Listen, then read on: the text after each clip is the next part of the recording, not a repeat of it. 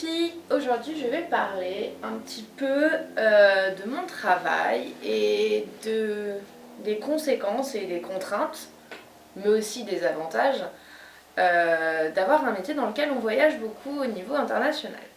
Donc là, cette vidéo, je vous la fais en plus dans le contexte pur, puisque là je suis actuellement à l'étranger. Tout particulièrement, comme vous devez le savoir, puisque vous avez déjà vu la vidéo compilation, je suis en Islande pendant que je tourne cette vidéo. Donc je vais vous parler un petit peu de ce que ça implique. Donc déjà, beaucoup d'entre vous me disent, me demandent aussi parfois quelle profession je fais exactement et est-ce qu'elle a un rapport avec les cosmétiques. La réponse est oui, ma profession a un rapport avec les cosmétiques. Donc en réalité, pour être plus précise, je suis formatrice internationale dans les cosmétiques.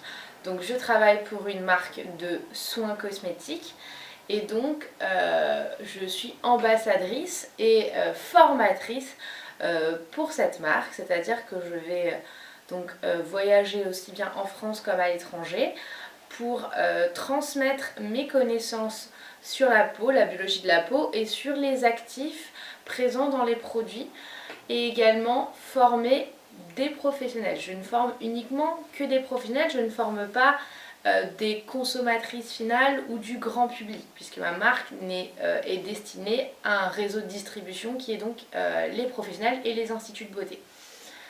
Donc voilà pour ça. Ne me demandez pas quelle est ma marque et je bien fait attention de ne jamais montrer de produits de ma marque dans mes vidéos pour justement pas qu'on me dise ah mais t'es sponsorisé, ah mais t'es payé pour les montrer. Bah non, parce que c'est mon travail de tous les jours, donc c'est un peu ridicule de dire que je suis payée pour les montrer parce que je suis juste payée pour faire mon travail.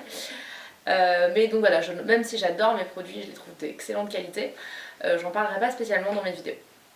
Ni me demandez pas quelle est ma marque, je ne l'évoquerai pas spécialement non plus. À moins que vraiment une forte demande de donner mon avis sur cette marque. Si un jour c'est le cas, je vous le donnerai. Ensuite, donc je voyage beaucoup à l'étranger. Donc faut savoir que un travail tranquillement derrière un bureau dans ma fonction, ça fait partie de mes fonctions, mais ça correspond même pas à 10-15% de mon temps, même pas. C'est plutôt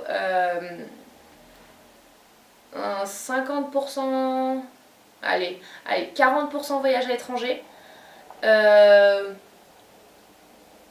Et attendez que je fasse pas des erreurs de calcul. Et genre 50% sur la France. Et le reste au bureau. Et encore, même pas. En ce moment, c'est même plus l'étranger que la France. Donc ça dépend vraiment des saisons et des périodes. Donc voilà. Dans le concret, comment j'ai acquis cette profession et qu'est-ce que je fais, c'est parce que je suis bilingue et que j'ai fait des études supérieures dans les cosmétiques. Enfin, je suis même trilingue, mais j'utilise principalement l'anglais dans mon travail. Et donc j'ai fait des études supérieures, parce que celles qui me suivent depuis très longtemps sur ma chaîne YouTube, vous savez sûrement que j'avais passé un BTS esthétique cosmétique. Et ensuite j'avais fait en plus une année de spécialisation. Donc voilà. Et donc aujourd'hui c'est mon métier, donc c'est un métier que j'ai voulu faire parce que je voulais beaucoup voyager, mais surtout je voulais transmettre mon savoir, c'était pour moi une vraie passion. C'est aussi quelque chose que j'essaye de mettre en valeur et d'illustrer via les vidéos YouTube parce que pour moi, quand je vous parle, c'est ma manière à moi de vous former et de vous transmettre mon idée, mon avis, mon savoir sur un produit ou autre. Donc je pense que ça rentre bien en cohérence avec ma personnalité. Faut savoir que dans les voyages à l'étranger, vous avez des bonnes et des mauvaises surprises comme toujours. Vous avez des pays où vous arrivez, vous devez former une centaine de personnes, en anglais bien sûr. Dans certains pays, vous allez arriver, vous allez former 1, 2, 3, 5 personnes. Donc ça dépend vraiment de l'organisation et du but. Parce que quand vous formez une formatrice locale, forcément, vous formez une personne. Après, la pression, les organisations, ça a permis d'être dans des très beaux endroits, des très beaux hôtels, des très beaux lieux de réception. Mais c'est aussi une pression d'être des journées entières derrière un micro, en train de parler en anglais sans devoir faire de fautes, de gérer une présentation derrière soi, de gérer les outils, ce qui leur est passé entre les mains et également faire des démonstrations au niveau de tout ce qui est protocole de soins. Donc c'est vrai que c'est un métier où j'ai beaucoup de pression, mais j'ai aussi beaucoup de plaisir. Après, comme toujours, hein, On peut pas toujours plaire à tout le monde, mais en tout cas on fait son maximum pour être quelqu'un qui répond aux besoins et aux critères de ce que veulent notre employeur et notre entreprise en général. Après, les avantages et les inconvénients de voyager autant. Déjà, faut savoir que clairement une vie personnelle est très peu envisageable, on va pas se mentir. Si vous me suivez pareil depuis un petit moment ou dernièrement, vous devez savoir que j'habite seule, donc j'ai pas le souci. Hein. Clairement, j'ai personne qui m'attend quand je rentre en France.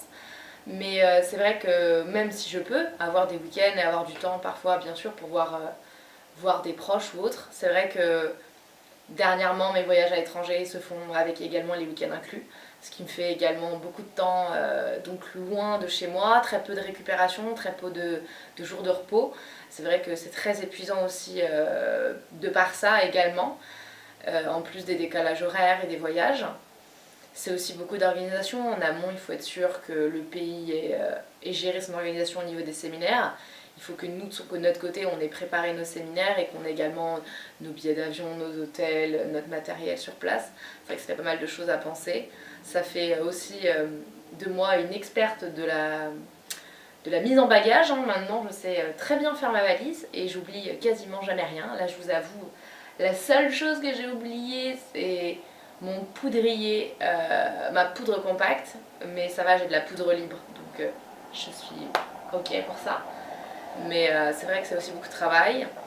Ce qui est contraignant, c'est que du fait qu'on ait peu de temps au bureau, tout ce qui est bureautique, rapport et autres, bah, c'est compliqué d'avoir le temps de le faire.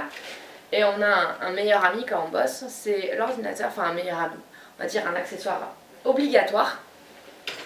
Et là, je suis en train de voir qu'en vous parlant, je suis en train de perdre ma voix. Et en fait, je pense que je suis en train de tomber malade. Ça fait depuis à peu près lundi, je suis arrivée en Nice lundi hier. Et je crois que je suis en train de perdre ma voix, ce qui est pas très bien parce que je vais animer un séminaire samedi devant une soixantaine de personnes. Et si j'ai pas de voix, ça va être compliqué. Donc on va dire que je termine cette vidéo et je vais essayer de la préserver un maximum. En tout cas, ce que je peux vous dire, c'est que si un jour vous avez l'opportunité de voyager, faites-le.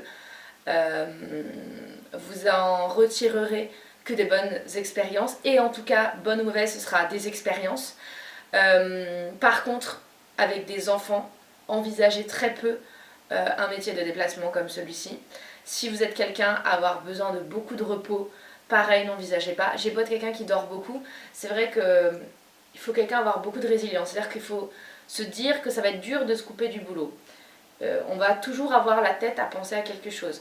Moi, par exemple, il m'arrive très souvent, en jour de récupération ou en jour de repos, de recevoir des messages, des SMS du travail ou même des mails et de devoir parfois répondre pendant mes jours de repos parce que la réponse est urgente ou autre. Et c'est vrai que quand on est un élément essentiel d'une société comme le service formation, c'est vrai qu'on a un petit peu besoin de soi.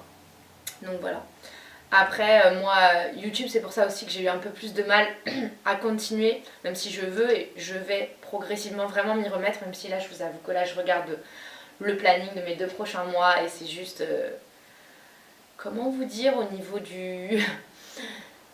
là, je parle un peu en bilingue, parce que dans ma tête, je pense un peu en bilingue parce que je suis à l'étranger, donc je dois parler en anglais. Et je pense au mot hectic et je voudrais dire... très, très rapide, le rythme il va être particulièrement intense, voilà, dans mes 2 prochains mois, mais je vais essayer quand même de faire des vidéos parce que j'en ai envie, j'ai envie de vous faire montrer un peu plus d'une autre partie de ma chaîne, parce que comme j'ai dit, c'est Sabrina Beauty Fit maintenant, et donc on va avoir un peu plus de fit aussi qui va venir s'ajouter, parce que c'est vrai que je me suis quand même mis sérieusement au fitness et à la musculation depuis plusieurs mois, même si ça a été toujours quelque chose qui est toujours là depuis plusieurs années. Je me suis remis depuis plusieurs mois, et d'ailleurs quand je voyage à l'étranger, j'essaie toujours, dans le maximum du cas possible, d'avoir une salle de sport, une salle de musculation, une salle de sport dans l'hôtel où je suis, de manière à pouvoir en profiter. Et j'aime bien aussi quand il y a une piscine. Après, je peux pas demander le monde entier, mais quand je peux avoir une piscine, j'aime bien aussi pour me relaxer. Après, pour avoir les cheveux mouillés, de devoir avoir son lisseur à refaire son brushing, là pour le coup, c'est un peu moins sympa. Donc voilà, puis après, c'est vrai que je vais pas vous mentir, pour beaucoup du temps, quand je suis à l'étranger, je n'ai pas le temps de visiter le pays. Je ne vois que des avions et des halls d'hôtel. Ça aussi, il faut être honnête.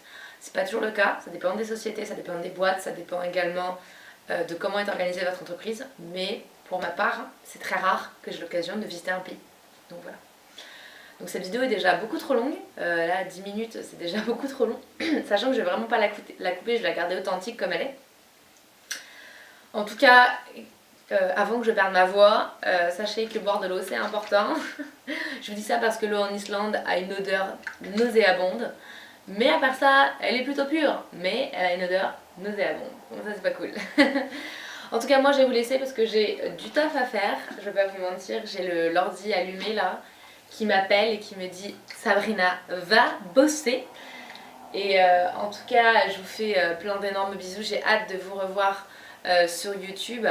Et je vous fais plein d'énormes bisous. Et comme toujours, n'oubliez pas de vous abonner pour suivre les prochaines actualités. Et également sur Instagram, je poste vachement sur Instagram. Donc n'hésitez pas également, si vous avez un Insta, de me suivre et d'ainsi pouvoir voir toutes mes actualités et tous mes voyages également quand je suis en déplacement. Allez, bisous les filles!